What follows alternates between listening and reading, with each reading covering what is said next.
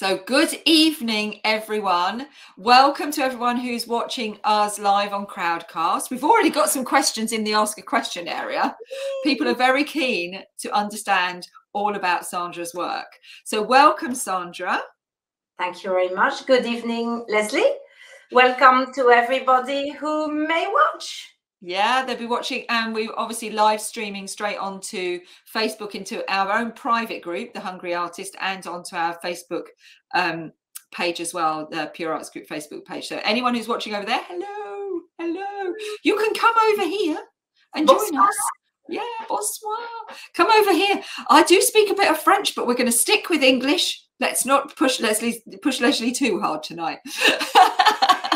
So first of all, as I always do, I'm going to show you all of where you can find Sandra so that you know if you love her work, which I'm sure you're going to love her work. I mean, who can't? It's just so gloriously, sumptuously vibrant. I can't see how anyone would like it. Then you'll be able to contact her directly. So the first thing we're going to do is we are going to share the magazine. That's the first thing we're going to share. Let's do that first. There we go. So there we are. There's the gorgeous magazine that we have. I'm sure you're all very familiar with it now. And you find that, as you know, by going onto the website, you go down to magazine, click on that, and it'll bring you onto the magazine page. As you see there, if you miss a live, you can go and click on live and they'll be there. And if you want to see all the stuff in the virtual gallery, then there it is. And that's a really fabulous exhibition that we've curated of a selection of our ART360s. And Sandra is in that, so that's good. So Sandra is on, she's one of our lovely members, so she's on these pages as well.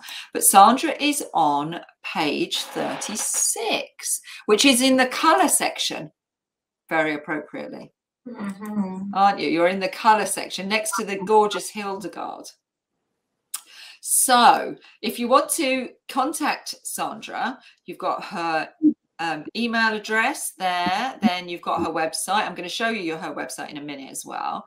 Facebook, Twitter, Instagram. I'm very glad that our artists are very well connected. So there's absolutely no risk of you not finding our artists somewhere, because they are all very well behaved and do everything we tell them and keep very engaged on all of these platforms. So yeah, you can read all about Sandra there. And these two amazing pieces of work that you see in the magazine are actually on exhibition right now at Ballantyne's Hotel and Spa in Hastings. And they're in the Reimagined virtual exhibition, and they're in our shop. So if you fancy one of those for your wall, which I mean, they're both stunning. This little pink one isn't tiny, by the way. It's as big as the blue one. Almost as big as the blue one, isn't it? Yeah, and that's called Pink Moon, isn't it? Yes. Yeah. Then that one's on, that's in the foyer as you go into the hotel, right by the Christmas tree. It's sparkling away as like a fairy on the top of the cake. So that's the magazine, and that's all the way to contact Sandra on there. And the next thing I'm going to do before we jump into chatting to Sandra is I am going to show you her website, because it's really good to know that you're in the right place when you arrive on an artist's website. So there we go. There's Sandra's website. And you've just had a little film made, haven't you? So watch the video there. Is that the film that our photographer and filmmaker Caitlin made for you? Absolutely, absolutely. Yeah. That is the latest video on the YouTube channel. And Caitlin filmed me in Ballantyne Hotel with the gallery and all the paintings there. It was very enjoyable to present it and introduce people to the new exhibition. Yeah, and we've actually got that on our artist page as well, on the Pure website. So yeah. It is a brilliant video, Sandra, I have to say. So I'm very, very impressed. We had fun doing it together as well. Yeah, she's lovely, isn't she, Caitlin? But the fact that she filmed uninterrupting, and then she kept asking questions, and she edited it with the right time, and it wasn't too disheveled as a video. And we didn't do many takes. It was just a one-off, and it was fine. It worked very smoothly. I think that's great. Is if you can do a one-take film and then have cutaways. It's a really good way, and it's something that's actually quite achievable within a relatively reasonable time scale, and also financially, because these things are not cheap to do. But if you can think about the message that you want to get across and be quite clear, and then do the cutaways, then you can achieve that within a relatively reasonable amount of money. What I liked is the fact it wasn't scripted. It was very improvised, but within a frame of a purpose to show the paintings and explain why they were there. Yeah. How long is it? How long is?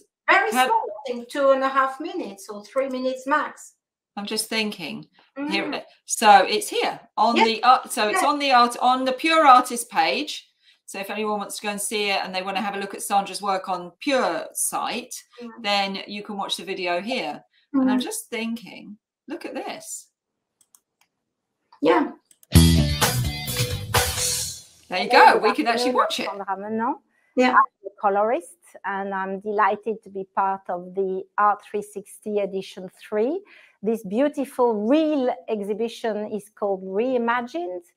And I have the privilege to have quite a few paintings.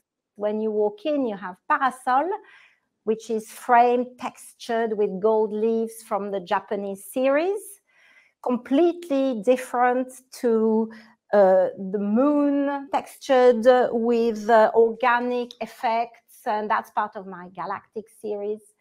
And then on the left, you have India, which is the iconic one of Southeast Asia series, with the Gauguin-ish bouquet and block printing patterns from Bagru in Rajasthan. I'm totally obsessed with colors. Since I was a child, I think colors talk to me more than numbers or words, and my inspiration is from nature. Nature is a leveling, soothing place to balance your life when you are a bit of an extravagant, agitated artist. But I'm not just talking about greens, blues, yellows, also volcanic colors. Colors are vibration, and I paint with textures and colors to describe atmospheres that will speak to you and liven up living spaces. I paint because of the places I have been, never from photos, and the feelings and memories are translated onto the canvas via the texture and the choice of palette for each canvas. I am delighted to be part of this exhibition and obviously sharing with other artists. We support each other, we exchange ideas, and I'm in the process of starting a new series, which is about iconic fruits and the role they have in our lives, ethical commerce, and semi-figurative paintings with movement. Very intriguing, but I'm not going to tell you much more because it won't be ready until probably spring or a bit later on. You can visit my website, www.sandramenant.com, and visit the website, get in touch, and come for an open studio or a private viewing. That's absolutely fantastic. It's a great video, and what a great asset for you to be able to send to anyone who is interested in your work. It's come across really well. Well, it's fun to make, and I think people like to have a bit of an explanation regarding why I paint and what I paint. I think they're curious. Yeah, and that really draws them in. It's just enough, like you say. I'm not going to tell you anymore. No, I don't want to. So I'm going to give you the full screen so that everyone can see your amazing background. Look at that, with all your amazing color, as you say, vibrating, energetic paintings. This is not my studio. Is this just in your home? It is in my home. It's in my study where I have my computer. I do all my promotion, everything. But there's no way I could paint in such a small space, not splashing on the walls. No. So where do you have a studio? Where do you have your studio? I paint downstairs. My kitchen extension has the biggest Velux window possible to have beautiful light. And I put tarpaulin, curtains. I want to be part of the house without disturbing many people, obviously, but also I want to paint whenever I want to paint, and I need space. I paint horizontally too, so there's lots of splashes and things. Fun. So you don't paint on an easel, you paint like on a flat surface? Sometimes I do. There's a mixture of textures and material.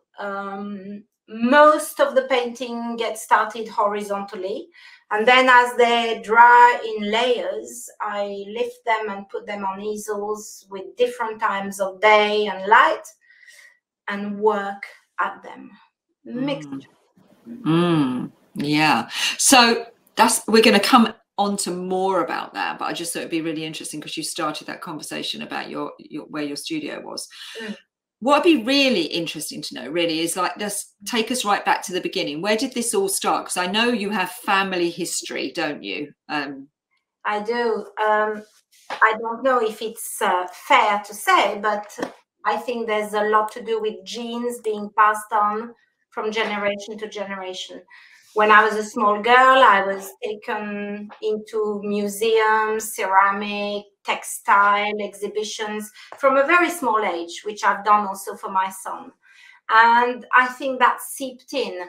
But the background behind is, yes, my great-grandfather was a painter in Paris in 1898.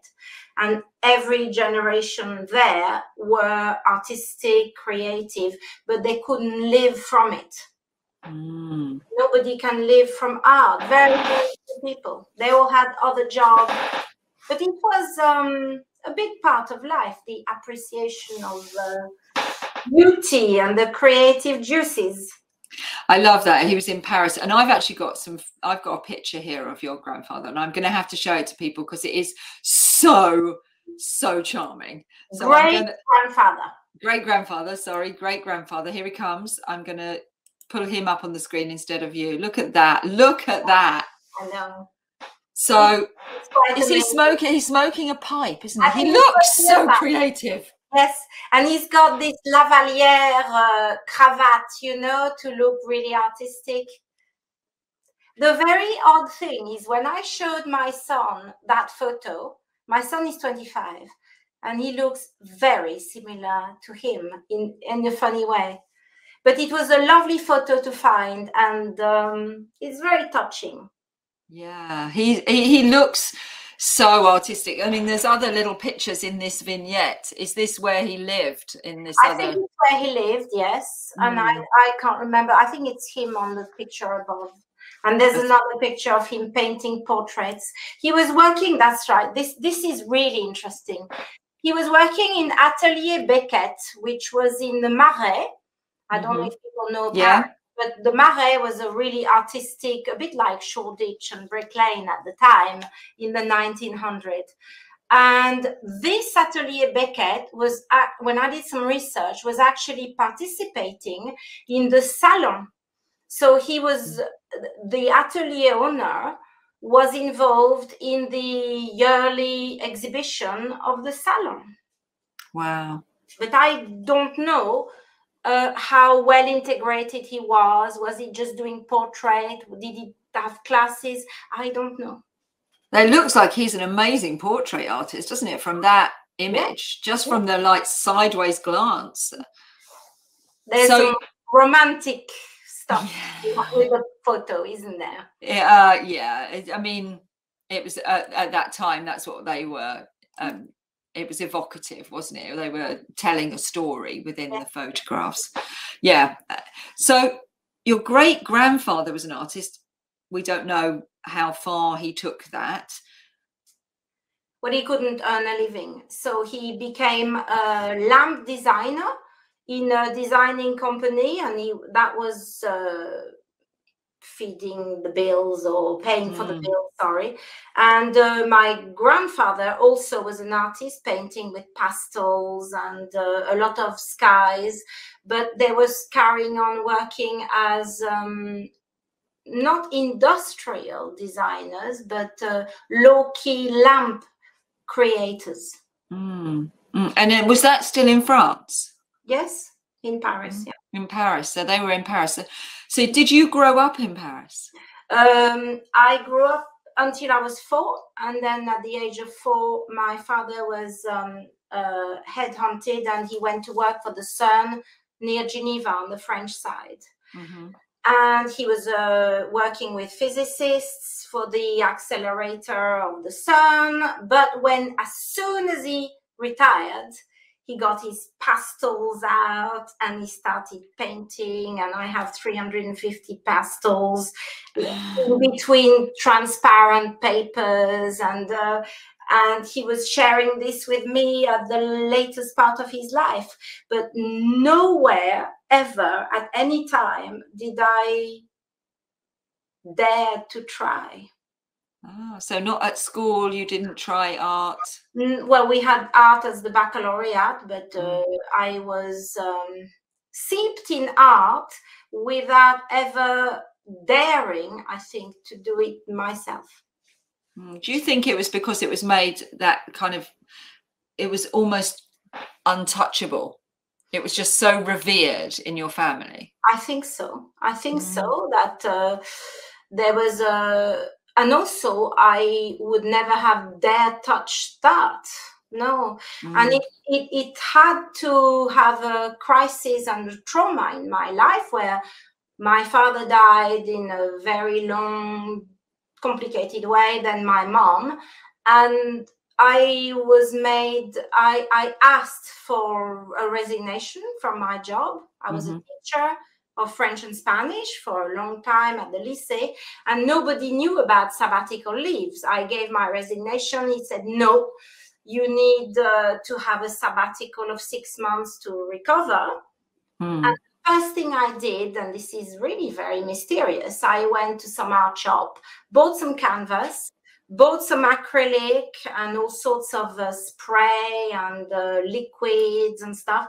And I started painting during my sabbatical of recovery. Wow. So no one said to you, you should think about painting. It was just so instinctive.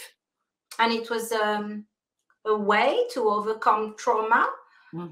And the paintings are very abstract. Most of them have sold, but I was not painting for anyone else. This is the very strange thing. So I painted for myself to get over, like art therapy, really. Then people came, friends, open house. I have a very busy social life, and they wanted to buy the work. And I was very surprised that it spoke to them, and it was genuinely interesting that they wanted what I had put on the canvas in the house because it spoke to them and lit up their imagination too. That's how it started. And you were at that point still very abstract. Very. Because you kind of teeter between completely abstraction, and then, as you were explaining in your video, the one with the Mughal, the India, which has got the mark, so that's less abstract. Yes. And actually, do you know what? When you were saying about the CERN, so your father was involved in that, those big wheels, there's a lot of circles in your work. Yes, there is. Yes. It's interesting that it was during my first exhibition in 2014, I had so much work, which was all blue, green, about water. And I raised money for WaterAid after a trip to Madagascar. It's a long story, but at the first, I needed to show my work. And one of my mathematician friends said to me, well, they're abstract, but there is something odd about the circles and the interruption with bars of metal or different textures stopping the canvas. I didn't know it was conscious. I think it really was unconscious creations. And that you don't need to explain it, do you? It's just as an observer, it is fascinating when you hear your history to then go, oh, well, you know, knowing how the subconscious mind stores these information away, you can see why the circles come out, and you can see why you've got these, like when we saw Parasol, and you've got the line and it's at a particular angle. It's not random. No, not at all. But it is random. Well, okay, it's not random. You're right. It's interesting choice of words. But while I'm doing it, I don't think. No. I'm in another zone. And this is the business of mindfulness and mindful work, where I think of nothing except my painting, and it lasts for a few hours. And there is no sketch, there's no preparation except for the pigment, the colors, perhaps more and more now. But otherwise, it's extremely emotional. And you are quite right to say that the round moons, the galactic series is full of round shape which are off the canvas. Yes, it is a little bit obsessive. Yeah, they do. I mean, even the bits around the outside of those moons, you can see that there's spheres. So you're allowing your subconscious to take control of the creative journey. You're just like allowing that to go completely. And it is not rational, intellectual exercise at all. No. It's coming from a deep place. Yes. And I am a bit surprised sometimes at how it comes out. Yeah. As you said, you're obsessed with color, and there is definitely a color palette that you use. You're very much either those dark blues, or you go completely the other way and you do these bright oranges and yellows. Yes. But you saw in my website, we worked with my website designer that we had both these colors, the turquoise and the orange, because it's the same as Marcus was explaining in the interview, that orange is really energy. And next to blue, it works beautifully. They do. They really, you can see on the canvas immediately behind you with the two spheres, you've got the blue and the orange in that canvas. Yes. The other thing that I've noticed is you do like a bit of gold. I do, because I think it's my admiration for Japanese art. I've always loved Japanese composition with Hiroshige, all the block printing. And I do love gold, which is worked not as in a gaudy Gucci way, but in semi-matte texture. Yes, I think it makes it vibrant and catches the light. So you're right to say that the parasol that is exhibited has got tiny bit of gold leaves at the right place so that it catches light. I love parasol, I have to say. I like borders though as well, which is the other, you know, a lot of circular things going on. Yes. I admire both of those pieces very much. There's a big story behind borders. So come on then, tell us the story behind borders. The story behind borders is I was painting it horizontally with many layers, and I wanted and I knew that when they dried in the sun on the lawn, the layers were so thick they would shrink.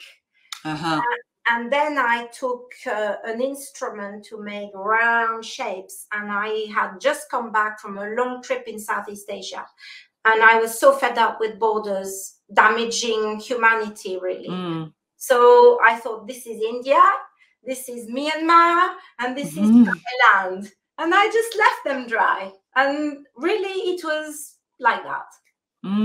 It's a very dynamic piece, and we've had so much response to that piece on Facebook and through commentary whenever it's shown, and whenever I'm around in the gallery, people are always going up really close to it and trying to see the mark, trying to see the mark making and the surface, because it has got that kind of like almost earth crust surface to it. Yes. I really like textures. And I think really most paintings have to be touched, really. You know, I'm going to say this because people might mock up other people's work, but my work is extremely tactile. It's part of the interest. Yeah. So when you're making the work, you say it's very subconscious and very spontaneous. Yeah. As you complete a piece, do you know when it's finished? I have learned the bad way.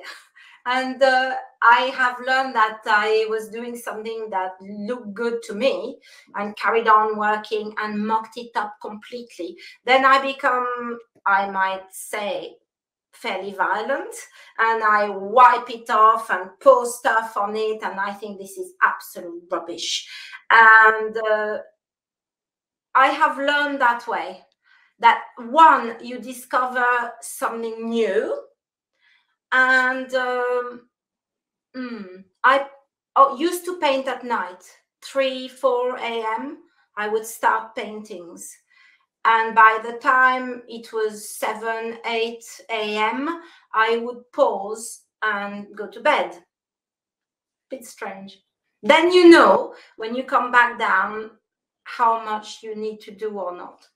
So giving a painting time to breathe and moving away from it. Yes. And not keep fiddling it with bits. And you know the story of Vermeer. I love Vermeer work, but he used to keep his oil paintings behind damp cloth for 3 years, and nobody would see it. And every day he fiddled, touched it. I am not like this. But everyone has their own process, don't they? And that's interesting that you, so do you not do that anymore? You don't paint in the middle of the night anymore? Not since I'm married. You've managed to get your sleeping pattern back in order. A little bit better. A little bit. I had chronic insomnia for, I think, 10 years. It was ruining my life and my balance. And I think I paint just as well, but not in the middle of the night. You're painting the picture of the very eccentric artist there. Well, a bit. You've come back over to the calmer side now, and you're painting during the day. I try. I think painting calms me as well. Yeah. And I don't know, but it might translate in some of my creations. That it's a little bit more calmer and a little bit more reflective, perhaps. Because this one behind you, this piece behind you, which is CM, isn't it? Yeah. That's quite energetic. Yes. I like movement, but with it are very structured shapes. And there is this, the tie pattern that appears here, that I deconstructed to become abstract. So there is some thought behind the wild painting, if you look at it. And in Sanskrit, the sign is about a flame. And I am obsessed with colors of orange, reds, and flame vibrating. And I thought it would be interesting that the colors would be like flames, but the symbol in Sanskrit would be deconstructed. So you did have a thought before you started that, or did it just happen as you were attacking the canvas? It happened after I built the different layers of colors. This is why I'm saying I'm a colorist, because I think there's a lot of unthought process before it actually happens. I'm going to share the screen with this picture so people can see it in bigger detail. There we go. That's it up quite so people can see that in more detail. So you're saying that all the background, the abstract background, kind of was the spontaneous part, and then you were motivated once you saw it to add on this more Sanskrit, as you say, the more the texture. Yeah. The other thing is that I use natural pigments, which are powdery. So these greeny traces are really lovely to work with, very sensual in a way that you put them in varnish and work with them. And my website designer also decided it was so vibrant. We go for this burnt orange background for the series of Southeast Asia. Because there's some like blue-green here. It looks like you're almost going through to another world at the bottom there. Yes. You're slipping through into somewhere else. Yes. So you said you use pigment, you use powders. Yes. And you mix those up yourself, do you? Yes, with varnishes, and they react. And the black that you have here is mixed with sand and pigments. Yeah, and then you have to stabilize it. You've got to stabilize it so it doesn't fall off or come onto hands or clothes. And yes, it's a little bit like chemistry, except that I know nothing of chemistry. So it's a bit of a cooking trial. Why did you decide to go with powdered pigments as opposed to ready-made? Because I went to the Cornelissen shop next to the British Museum, and it's like an apothecary from the medieval time. It is. All the pots of pigments, and they are beautiful colors, and you can't get that in tubes. Absolutely. No. I love that shop, but it's just like a nightmare because you come out there with all the things you don't need. Yes, yes. It's and expensive. Every time I go, I meet other artists there who are saying I should only buy 1 or 2 things. and then you open the drawers and they have blues and things. Yes. I think this is a close-up detail, is it, of borders? I think it's a close-up detail, of an earlier painting called escarcha, which is a Spanish word for when the earth freezes over. And I was working with crackle paste. I discovered this amazing medium called crackle paste. And then I drop the watered down acrylic on the crackle paste while it's not dry. And this is what happens. Wow. It does look like it looks like, as you say, it's almost volcanic, but it could be somewhere really hot, but it could also be somewhere, it almost looks like you're looking down on it from space as well. It's really intriguing. Yes. A really intriguing piece. Let's see what else we've got on here for it. Oh no, we're back to great granddad. Back to great granddad. There you are. There's another one with circles in as well. Yes.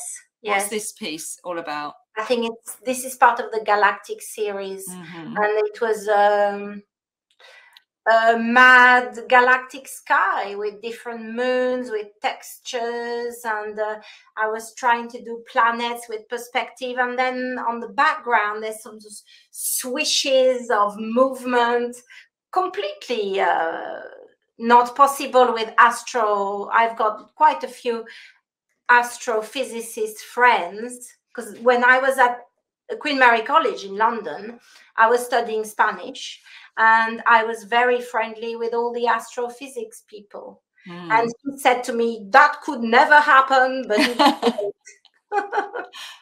we don't mind because we're artists, so we don't mind whether it could actually happen. It's completely irrelevant. But you're right. It's all about creating something a little bit wacky where people see whatever they want in it. It's better than cookery because it lasts and people can lose their imagination in it. Yeah, you're providing a portal for other people's imagination, and it's so good for your well-being to be surrounded by art that every time you look at it, it either uplifts you or it distracts you from the horribleness that you might be experiencing at that moment. It's just so good for you. It's to trigger the imagination. And when I've had people come to the open studio or exhibition, I am amazed at what they see in the painting. They sit there and their imagination is going, and they travel through it. They see things I would never have even guessed. And that's wonderful to be able to share, really. Yeah. Is that a motivator? Yes, very much. And now, because of the pandemic, people not being able to travel, I actually showed quite a few of my Japanese paintings, and people can travel through it, meaning that it's a bit wacky, but they sit there and they can ponder or rest, and their imagination goes through the painting. I thought that was, I was very touched when people have my painting in their wall, and I say, what does it do to you every day when you see it? It's interesting. Very humbling, actually, that it's better than making curtains. It is very humbling. I think that's right, because not only have they got it in their space every day, they've parted with their hard-earned money. Yes. Yes. And that you have to have a lot of respect for people who do that, who've worked and decide to invest that money back into you. That's, you know, very humbling thing. And it's irrational how they chose this one. Yeah. Really irrational. And it's very instinctive what draws them towards a painting or another, and what color or texture speak to them. This is very fascinating to hear. So if you tilt your camera around slightly right, you've got one of your more green. To this side? The other way. Do you go the other way? Yeah, this one. Yeah, that one. That one. That's lushness. Lushness. Lushness. We got to know how you come up with the titles. I come up with the title in the middle of the night, actually. I think insomnia is very productive. I like words which don't guide people too much, because that's an abstract, and it could be a tree, it could be a cloud of vapors, but the word lushness in English is fabulous. And I can't translate it in French or Spanish, or, you know, and it lets people, there's movement. This is the thing. And so insomnia, not such a bad thing when it lets you come up with titles like that. Absolutely no. It's very creative, insomnia. And so you come up, that's how you come up with the titles. When do you decide? Because I know some of your work is framed and some of it isn't framed. When do you decide this piece needs framing and that piece doesn't? It's very recent. My husband works with wood, and I asked him to build a tray frame for this painting. I thought the gap, you see the dark gap through here, makes it stick out much more, and it gives it relief, you say? Yeah. So, and the wood is special, it's varnished, it's on the side, I like the wood texture. I think it complements it. So we tried a few of those to dress them up, and it finishes them.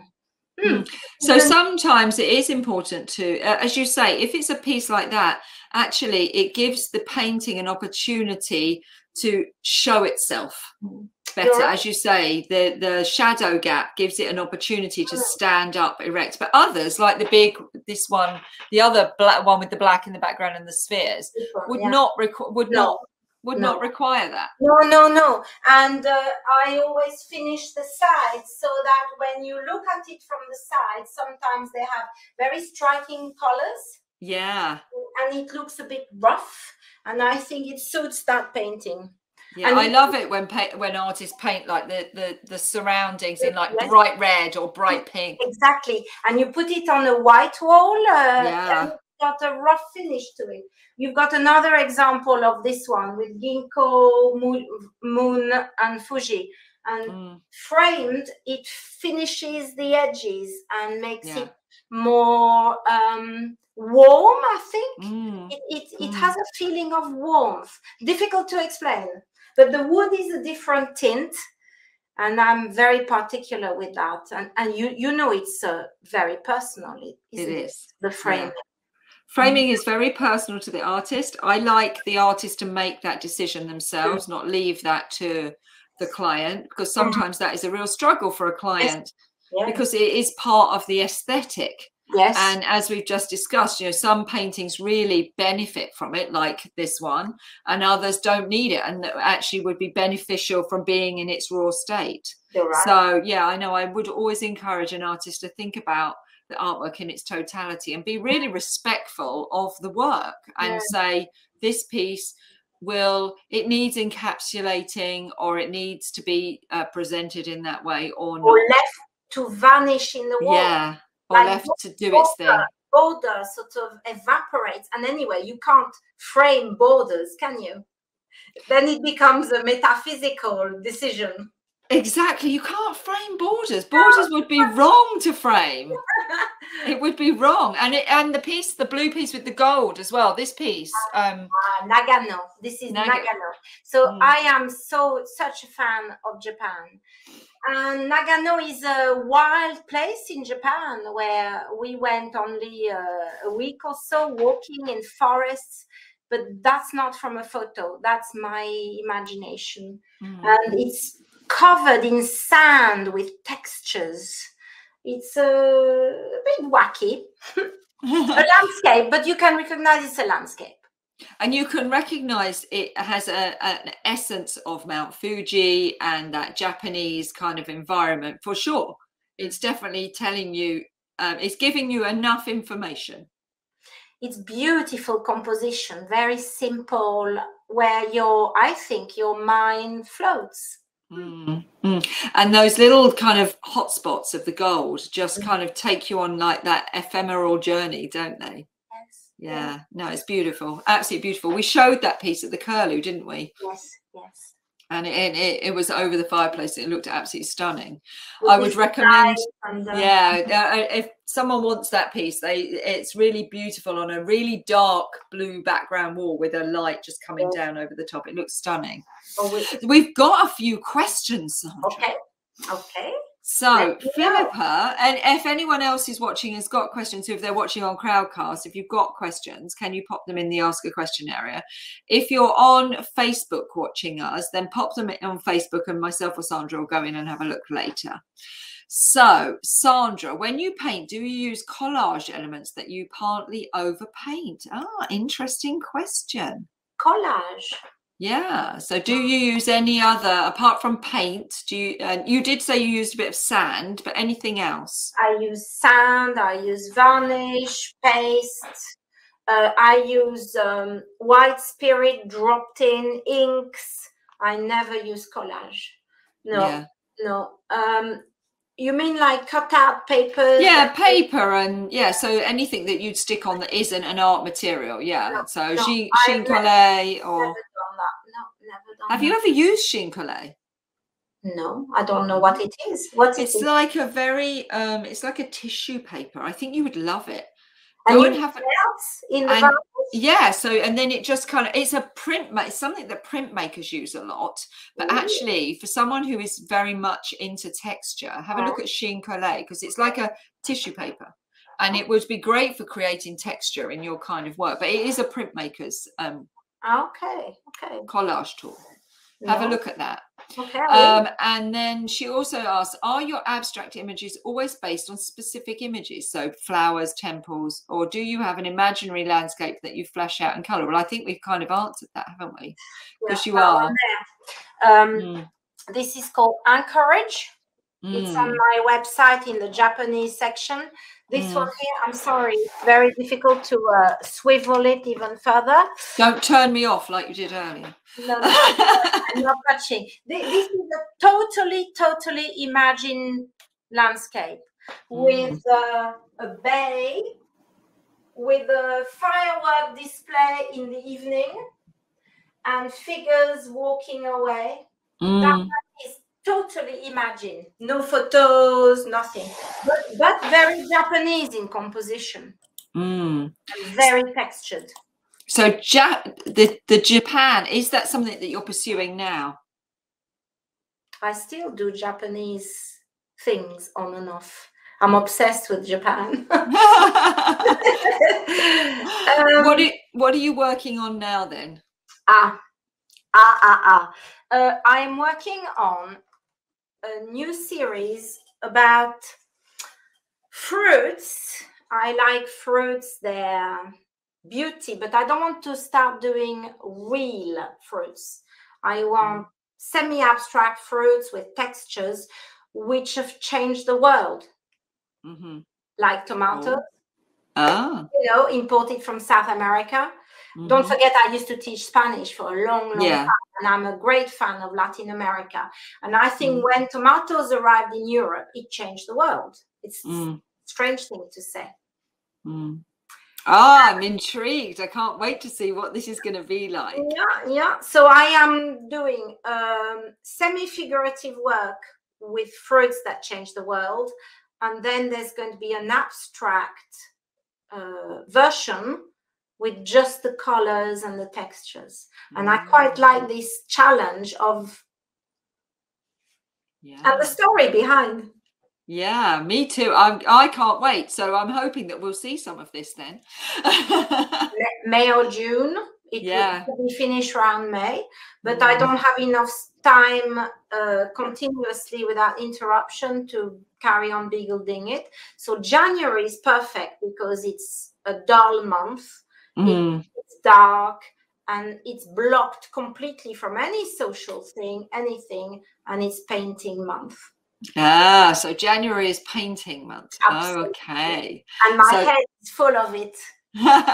So you've got to do Christmas, and then when Christmas is done, we're on painting month. Yes. Thank you so much for sharing all of that with us. I've learned so much more about your work and the inspiration behind it, and how it's so much about your subconscious. And now we understand a bit more about where all the circles and the spheres and the Japanese influence comes from as well. It's really helpful when you're exhibiting an artist's work and people ask you to have so much more information, really, because your work is intriguing. It is a bit intriguing, and I can't even explain it rationally, even when it's finished. I don't know where it came from, quite frankly, in whole humility. I don't know where it comes from the depth of imagination. So watch out, folks, because I'm sure we'll have a lot more of Sandra's work on exhibition at Ballantyne's. The hotel absolutely love your work. They're always like, don't take it away. They love I like to listen what people say, you know, about the paintings. It's very interesting. When we went for the private viewing, there was a Japanese lady there looking at the work, and she grabbed me and she said about parasol that was in the entrance. And immediately it talked to her, the color. And she said, why is it called parasol? And I said, it's from the Japanese series. And she said, the color talks to me about the cherry blossom period in Japan. And I said, dead on, that's what I created. But she needed to be Japanese to have the connection with the painting. You're right. And I never thought about the cherry blossom, but you're absolutely, the colors and everything. The color was made for that. Brilliant. Brilliant. To share that. And it's nice to hear what people say. As you say, I'm hoping that we're going to be able to get back to the point of having a guest book so people can leave their comments. You know, obviously during COVID we haven't been able to do that, but that's something that we've always loved having, is a guest book that people can leave their comments and their emails and things in. So hopefully, fingers crossed, soon we'll be able to go back to having a guest book, because it is so lovely to be able to hear people's the spontaneity and the stories that they come up with. It's a fantastic space as well, because people wander around and live there, have lunch, talk, and there's a freedom which you don't have in a gallery, you know, an closed gallery. We're very privileged. We're very privileged to have the opportunity to show work in that whole of that ground floor of a hotel. And as I say, your work looks stunning in that environment, and people love to see it. So thank you for sharing your work with us, and I hope you'll carry on doing so for many years to come. Thank you so much, Sandra. Thank you, Lesley. It's been really fascinating, and everyone will be able to watch this back, because there's so much there. I'm sure that they'll need to watch it back and just like listen to you a bit more and see, you know, hear new things. They can contact me, you know, and have a look at my YouTube channel and direct message, and how I still am running private viewing in very, I mean, 1 or 2 people at a time, which is a good thing. Yeah. So you're in Wimbledon in London, Yes. aren't you? Yes. So if people are in London or happy to visit London, then you're happy to give them a private view in at your home, and then obviously they can go and see the work at the hotel in Hastings and watch your film online and really get to know you. And then, as you say, direct messaging, subscribe to your YouTube channel. Yes. All of these things are the way to keep in contact with you as an artist and see how your journey evolves. And do you take commissions? Do you do private commissions? No, no, not really. I had one, and it was so problematic. I had to match the color of her carpet. Okay. That's always tricky for an artist. I'm going to give you that one. It's always tricky for an artist to ask to be matching some sort of interior decoration. But it's always good for people to know. So pick something that Sandra has already done, because commissions are tricky for artists. It is something to navigate. It's something that, you know, we help artists navigate. And all my work is one-off. You cannot say, well, I quite like this one, but can you do it in orange? This would be impossible to do. It's just a one-off. I think there's enough choice. Yeah, you've got orange. We can do orange in another one. Thank you so much, Sandra. I always enjoy talking to you. Your company is just so vibrant and lovely. Your energy, as you say, your vibration level is great. I really love your energy. Thank you, everyone, for joining us. And as I say, if anyone who's got any more questions, just pop them in the Facebook, on the Facebook page, and we'll come over and answer those. And I've got another live in the morning with a lady who's going to help us with planning and strategy. So if you want to come and have a Lucy Payne from Always Possible, so that's in the morning. And then on Wednesday, I'm going to be chatting to Yoko, and he's our last one of this series. The last one of the series is Yoko on Wednesday. And then on Friday, I've done a pre-record just to show everything that's gone on over the last 3 ART360s, because I think it's time to celebrate 3 ART360s in 2 years. It's been quite an epic adventure. Yeah, it's been quite an adventure. Despite restrictions and all the ups and downs of life, I think it shows that, you know, with a bit of resilience and a focus, we can literally do anything that we want as long as we set our mind to it. Stay focused, clarity, don't get distracted. But we're all human, so sometimes we get distracted and sometimes we lose focus. But yeah, so that's what we've got coming up. So by Friday we will have finished ART360 number 3, and then but we're carrying on doing Pure Talk, so they'll carry on into the through January. So while you're painting, you'll be able to watch those as well. Thank you so much. Thank you. Thank you. We love having you. The real people as well. Yeah, we love having you. Yeah, we love having you as part of our community. Thank you so much for joining us, everyone. And I will see everyone who wants to join me in the morning for the strategy session with Lucy or with Yoko on Wednesday. All right. Take care, everyone. Thanks so much, Sandra. Bye for now. Bye for now.